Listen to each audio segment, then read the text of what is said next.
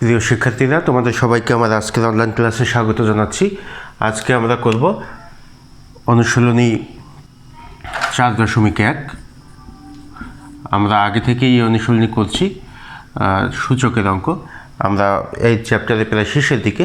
তাহলে আজকে আমরা যে অঙ্কগুলি করব তার মধ্যে একটি হলো এরকম যে যদি a⁴x সমান b হয়, যদি a⁴x সমান b,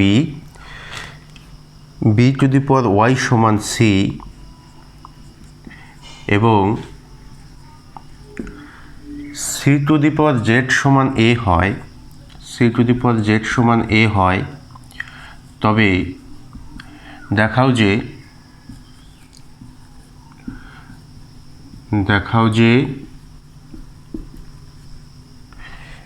xyz সমান 1, xyz সমান 1। তো এই অঙ্কটি আমরা কিভাবে করতে পারবো? এই অঙ্কটি করার ক্ষেত্রে আমরা যে মানগুলি দেওয়া আছে সেই মানগুলি ব্যবহার করে আমরা অঙ্কটি সমাধান করব, তাই তো? তাহলে আমরা একটু শেষের দিক থেকে লক্ষ্য করি, c⁴z সমান a। আমরা এই অংশ থেকে যদি অঙ্কটা করা শুরু করি তাহলে আমাদের জন্য সুবিধা হবে। আচ্ছা, আমরা লিখি যে দেওয়া আছে c⁴z সমান a, তাই তো? বা আবার লক্ষ্য করো, দেওয়া আছে c সমান b⁴y বা b⁴y সমান c। তাহলে আমরা c এর পরিবর্তে b⁴y লিখতে পারবো, তাই না? আচ্ছা, আমরা c এর পরিবর্তে লিখছি b⁴y এবং এর পাওয়ার হলো z সমান হলো a। বা b এর এরকম একটি মান আছে, তাই না? আমরা জানি যে a⁴x সমান b, অর্থাৎ b সমান হলো a⁴x। তাহলে এখানে আমরা b এর পরিবর্তে a⁴x লিখতে পারি। যদি আমরা তাই করি যে a⁴x, তার উপরে আছে এই y এবং z দুটোই তো b এর উপরে পাওয়ার, তো পাওয়ার দুটো আমরা গুণ করে বসাতে পারি yz সমান a। বা আমরা লিখতে পারি যে a⁴xyz সমান, এর উপরে কি কোনো পাওয়ার আছে নাকি নাই? যদি এরকম থাকে না a b c, এর উপরে কোনো পাওয়ার নাই আমরা বলি, কিন্তু এর উপরে একটি পাওয়ার আছে, সেটা কি 1, a⁴1, তার মানে হলো a। ঠিক আছে? তাহলে আমরা এই a কে এইভাবে লিখতে পারি যে a⁴1। এখন সূচকের নিয়ম অনুসারে যদি উভয় পাশে সমানের উভয় পাশে যদি বেস বা ভিত্তি একই হয় তাহলে তাদেরকে আমরা বাদ দিতে পারি। তাদেরকে যদি আমরা বাদ দিয়ে দেই তাহলে সেক্ষেত্রে কি হবে যে অতএব যদি আমরা দুই পাশ থেকে a বাদ দেই আমরা পাচ্ছি xyz সমান 1, xyz সমান কি হবে 1। এটাই আমাদেরকে দেখাতে বলা হয়েছে, তাই তো? তাহলে দেখানো হলো। আশা করি সবাই বুঝতে পেরেছ। আচ্ছা, এখন আমরা কয়েকটি সমাধান অঙ্ক করব। এই চ্যাপ্টারে আমাদের 4টি সমাধান অঙ্ক আছে, দেখবে 17, 18 নম্বরগুলিতে, 17, 18, 19। এখানে যে সমাধান অঙ্কগুলি আছে আমরা সেগুলি করার চেষ্টা করব। দেখো, প্রথম যে অঙ্কটি আছে তা হলো 4⁴x সমান 8, 4⁴x সমান 8। এই অঙ্কটি সমাধান করতে হবে, বলা হয়েছে সমাধান করো। তো সমাধান আমরা কিভাবে করতে পারি দেখো তো। এই ক্ষেত্রে আমরা লিখতে পারি এখানে 2 তার স্কোয়ার তার উপর x, ঠিক আছে না? 4কে লেখা যায় 2² হলো x সমান। সমাধান করার ক্ষেত্রে সূচকের ক্ষেত্রে একটা জিনিস মাথায় রাখতে হবে, তা হলো যে সমানের উভয় পাশে বেস আমরা সবসময় সমান বা একই বেস বানানোর চেষ্টা করব, তাহলে আমাদের অঙ্কটি সহজে সমাধান করা যাবে। তাহলে এই পাশে যেহেতু আমরা বেস সর্বনিম্ন বেস 2 এর পরে তার কিছু করা যায় না, তাহলে বেস হলো 2, তাহলে আমরা ডান পাশেও একই কাজ করার চেষ্টা করব, যে এখানে একটা বেস তৈরি করব, সেটা হবে 2। তাহলে 8কে আমরা কীভাবে 2 করতে পারি? যদি 8কে আমরা একটু বিশ্লেষণ করার চেষ্টা করি, যদি 2 দিয়ে আমরা ভাগ করি তাহলে হবে 4, আবার যদি 2 দিয়ে করি তাহলে হবে 2, তাই তো? তাহলে 3টা 2 এর গুণফল হলো 8, তার মানে আমরা লিখতে পারি 2³ তাই তো, 2 কিউব। তাহলে 8কে ভেঙে আমরা লিখতে পারি এভাবে 2 কিউব। তাহলে এই উভয় পাশে আমরা দেখতে পাচ্ছি যে বেস 2 হয়ে গেছে, তাই না?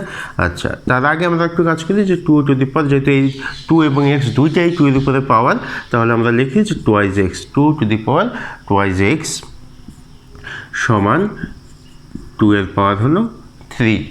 তাহলে উভয় পাশে বেস একই আছে, উভয় পাশে বেস সমান। তাহলে আমরা বলেছিলাম প্রথম অঙ্কে যে বেস আমরা যদি সমান থাকে, সমানের দুই পাশে যদি একই বেস থাকে, তাহলে তাদেরকে আমরা বাদ দিতে পারি। যদি বাদ দিই তাহলে আমাদের সামনে কি থাকবে, টুয়াইজ এক্স সমান হলো 3, তাই তো? বা এক্স সমান কী পাচ্ছি আমরা, 3 ডিভাইডেড বাই 2। এক্স সমান কী পাচ্ছি, 3 ডিভাইডেড বাই 2। তাহলে এটাই হলো আমাদের নির্ণীয় আনসার বা সমাধান। ঠিক আছে, তাহলে আমরা এক্সের কী সমাধান পেলাম, এই সমীকরণ থেকে এক্সের যে মান পেলাম। সমাধান করা মানে কি, যে চলকের একটি মান নির্ণয় করা, তাই না? তাহলে এখানে চলক হলো এক্স, এক্সের যে মানটি পেলাম সেটা হলো 3 ডিভাইডেড বাই 2। আচ্ছা, এরপরের যে অঙ্কটি আছে দেখো, সেই অঙ্কটির দিকে আমরা লক্ষ্য করি। অঙ্কটি হলো 2 to the power twice x plus 1 is equal two 128। অঙ্কটি হলো 2 to the power twice x plus 1 সমান 128, 128। এই অঙ্কটি আমরা কীভাবে করতে পারবো? দেখো, বাম পাশে আমরা দেখতে পাচ্ছি বেস কত আছে, 2। বাম পাশে বেস হলো 2। তাহলে আমরা যদি ডান পাশেও এরকম একটি বেস তৈরি করতে পারি, তাহলেই আমাদের অঙ্কটি সহজে সমাধান করা যাবে। এখন 128কে যদি বিশ্লেষণ করো, তাহলে তুমি যেটা পাবে তা হলো 2 টু দি পাওয়ার 7। যদি তুমি 2 এর পাওয়ার 7 করো, তাহলে হবে 128। ঠিক আছে, কীভাবে আমরা এটা করবো? আমরা যে ওই একই উপায়ে এটা বের করার চেষ্টা করব, যে সর্বনিম্ন লসাগু দিয়ে এটাকে ভাগ করার চেষ্টা করব। যে 2 দিয়ে যদি ভাগ করো 128কে, কত হবে, 64। তারপরে যদি 2 দিয়ে করো তাহলে 32। তারপরে যদি 2 দিয়ে করো তাহলে কত হবে, 16। আবার যদি 2 দিয়ে করো তাহলে হবে 8। আবার 2 দিয়ে করো 4। আবার 2 দিয়ে যদি এটাকে ভাগ করো তাহলে পাচ্ছ 2। তাহলে কয়টা হচ্ছে, 1 2 3 4 5 6 7। তাহলে 7টা 2 পাচ্ছি, তার মানে 2 টু দি পাওয়ার 7। ঠিক আছে, তাহলে আমরা কি করতে পারি এখানে, যে 2 এর পাওয়ার আছে 2 to the power x plus 1 is equal to 2 to the power 7। 128-এর পরিবর্তে আমরা লিখতে পারি 2 টু দি পাওয়ার 7। বা উভয় পাশ থেকে এবার যদি আমরা বেস বাদ দিই, আমরা কী পাচ্ছি, 2x প্লাস 1 সমান হলো 7। বা 2x সমান পাচ্ছি 7 মাইনাস 1। এই প্লাস 1 যদি ডান পাশে নিয়ে আসি তাহলে -1। বা x সমান আমরা কী পাচ্ছি, এখানে 7 মাইনাস 1 মানে হলো 6। আর 2 যেহেতু x এর সাথে গুণ অবস্থায় আছে, পাশে আসলে ভাগ হবে, অতএব x সমান আমরা পাচ্ছি 3। x সমান কী পাচ্ছি, 3। 6কে 2 দিয়ে ভাগ করলে 3। তাহলে এটাই হলো আমাদের নির্ণীয় সমাধান। আশা করি সবাই বুঝতে পেরেছ। আচ্ছা, আমরা আরেকটি অঙ্কের সমাধান আজকে করব। লক্ষ্য করো, সেই অঙ্কটি হলো এরকম, যে 2 to the power x plus 2 to the power 1 minus x is equal two 3। 2 to the power x plus 2 to the power 1 minus x সমান হলো 3। এই অঙ্কটি আমরা কীভাবে সমাধান করবো, এটা একটু বড় ধরনের অঙ্ক। অন্য দুইটা যে অঙ্ক করলাম এর আগে তার থেকে একটু বড়। দেখো আমরা কীভাবে করব। তবে অঙ্কটি কঠিন নয়, সহজ একটি অঙ্ক। যে 2 to the power x plus, এই অংশটাকে আমরা একটু ভাগ করে ফেলতে চাই, একটু আলাদা করতে চাই পাওয়ার দুটিকে। দেখো সেটা কীভাবে করা যায়, 2 to the power 1 into 2 to the power minus x, এইভাবে লেখা যায়। এই অংশটাকে আমরা এইভাবে ভেঙে লিখতে পারি, সমান 3।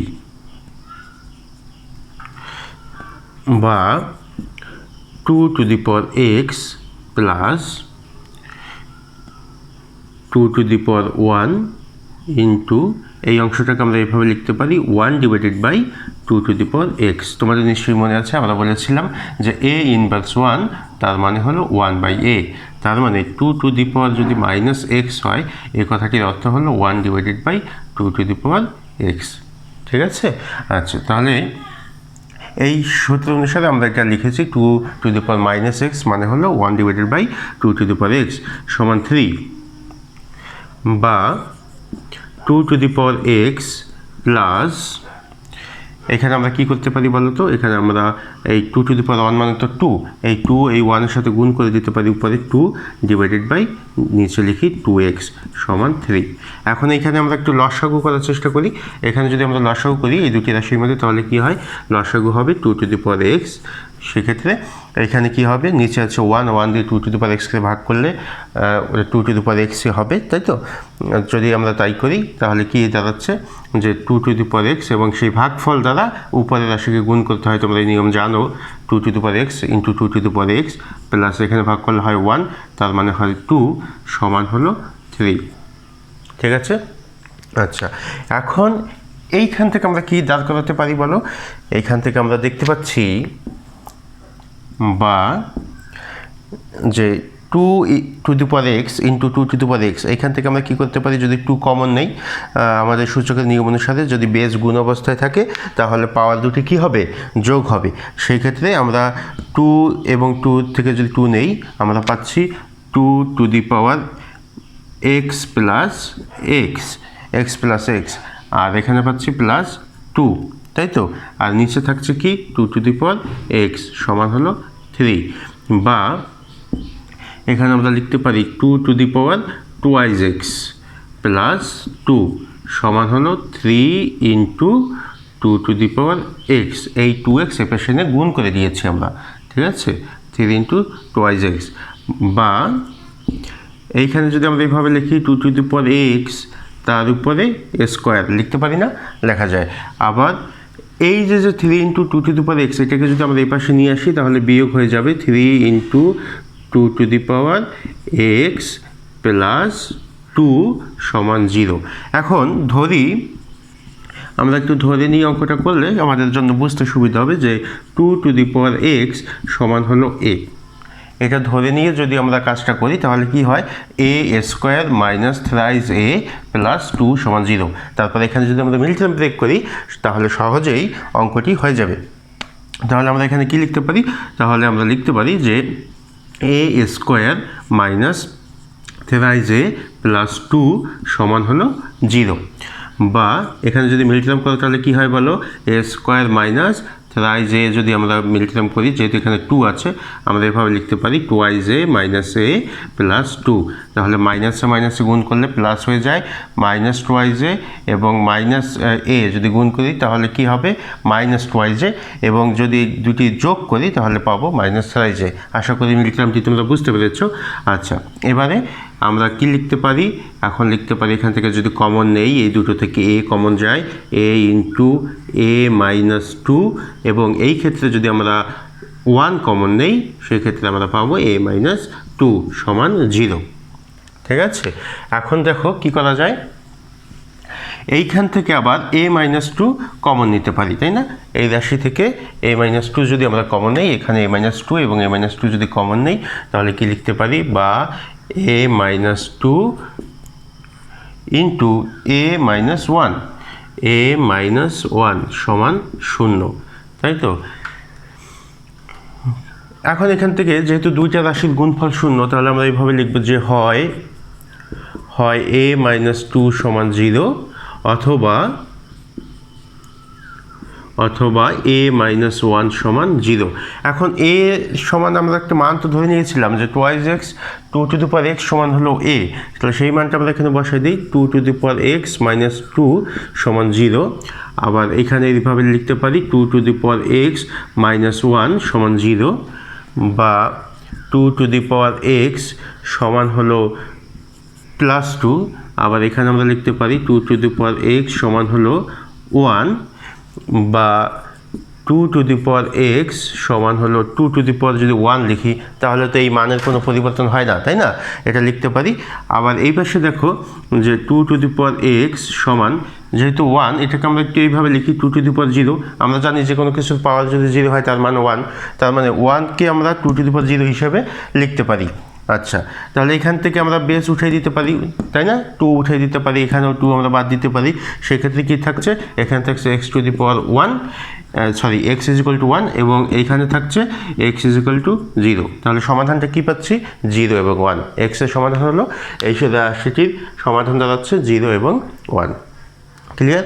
আশা করি সবাই বুঝতে পেরেছো। তাহলে আমাদের আজকের ক্লাস এই পর্যন্ত। আগামী ক্লাসে আমরা এই চ্যাপ্টারে 2টি সৃজনশীল আছে, সেগুলি করার চেষ্টা করব। সেই পর্যন্ত সবাই ভালো থাকো, এই কামনা এখানে শেষ করছি। তোমাদের সবাইকে ধন্যবাদ।